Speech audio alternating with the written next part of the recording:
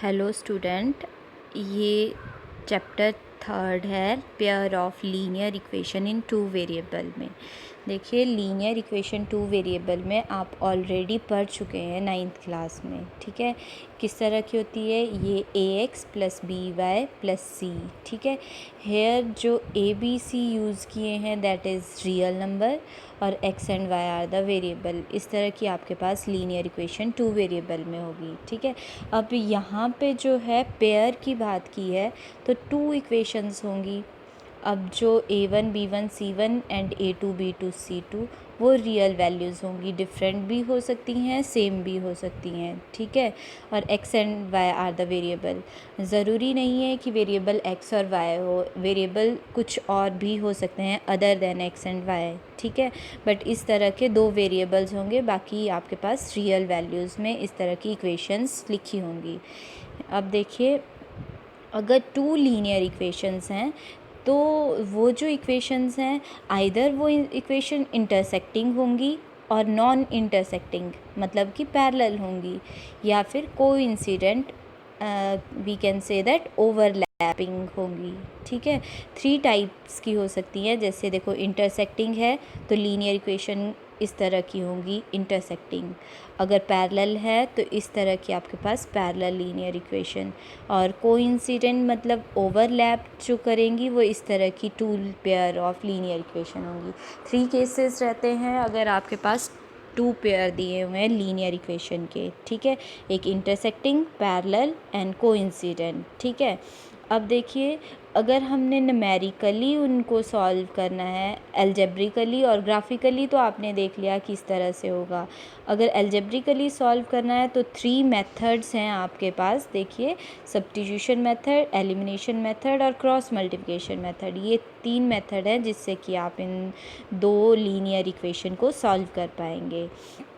Firstly आपके पास एक table दिया हुआ है। देखो ये टेबल, इसमें आपको जो रेशो है होगी, कोफिशिएंट्स जो होंगे, जो रियल वैल्यूज़ होंगी दोनों में लीनियर इक्वेशन में, उन रेशो से आपको पता चलेगा कि आपके पास जो लीनियर इक्वेशंस दी हुई हैं वो इंटरसेक्टिंग होंगी या फिर पैरेलल या कोइंसिडेंट। अब देखिए, जब आप रेशो निकालोगे a1/a2 और b1/b2, वो नॉट इक्वल होंगी, सेम नहीं होंगी। फॉर एग्ज़ाम्पल a1/a2 1/2 है और b1/b2 आपके पास 2/3 है, 2/3 है, इस तरह से। और ये दोनों वैल्यूज सेम नहीं हैं। दैट मीन्स जो आपके पास लीनियर इक्वेशन होंगी वो ग्राफिकली जो ड्रॉ होंगी वो इंटरसेक्टिंग लाइंस होंगी। और अगर आपके पास इंटरसेक्टिंग लाइंस होती हैं तो उनका जो है एग्जैक्टली वन सॉल्यूशन रहता है। उन दोनों का एग्जैक्ट वो वन पॉइंट पे टच करेंगी। जैसे ये आपके पास इंटरसेक्टिंग लाइंस हैं, इस तरह से इस पॉइंट पे वो टच करेंगी, ये उसका सॉल्यूशन रहेगा आपके पास। ठीक है, ये क्लियर है आपको। देन सेकंड, आपके पास सेकंड इक्वेशन ऑफ लाइन, अगर आपके पास जो रेशो है, तीनों रेशो जो हैं वो सेम आ रहे हैं, मतलब ये जो कोफिशिएंट का रेशो आ पाएगा 1/2, 1/2, 1/2, तीनों सेम आ रहे हैं रेशो, तो जो लाइन है वो कोइंसिडेंट लाइन होगी। कोइंसिडेंट लाइन आपको बताया मैंने, ओवरलैप्ड लाइन, एक लाइन के ऊपर ही दूसरी लाइन इस तरह से ओवरलैप करें, ओवरलैप करेगी तो उसके इनफाइनाइट मैनी सॉल्यूशंस होते हैं आपके पास। ठीक है, ये आपके पास इनफाइनाइट मैनी सॉल्यूशन होंगे कोइंसिडेंट लाइन के।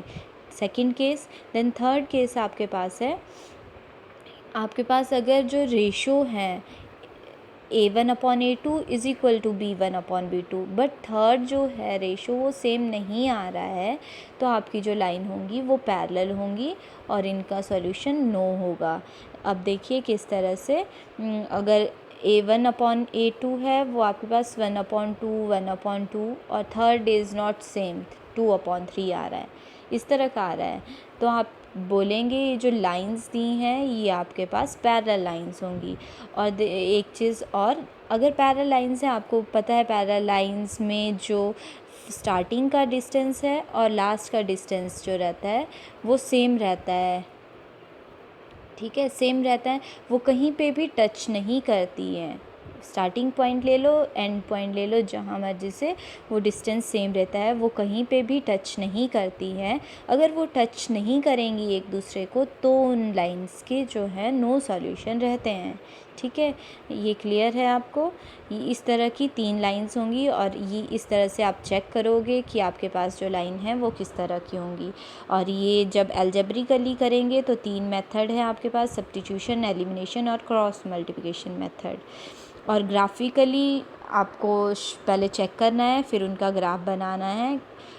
और साथ में एक चीज़ और, अगर आपके जो लाइन है इंटरसेक्टिंग है और कोइंसिडेंट है, उस केस में कंसिस्टेंट सॉल्यूशन रहता है। जो लाइन है वो कंसिस्टेंट सॉल्यूशन रहता है उनका। हमें पूछा जाएगा क्वेश्चन में, चेक करो whether the line is consistent और इनकंसिस्टेंट। तो आपने चेक करना है, अगर इंटरसेक्टिंग और कंसिस्टेंट सॉल्यूशन है तो आपकी कंसिस्टेंसी आएगी, otherwise it is inconsistent only one case में होगी, दैट इज़ पैरेलल केस में। ठीक है, क्लियर है आपको? That's all.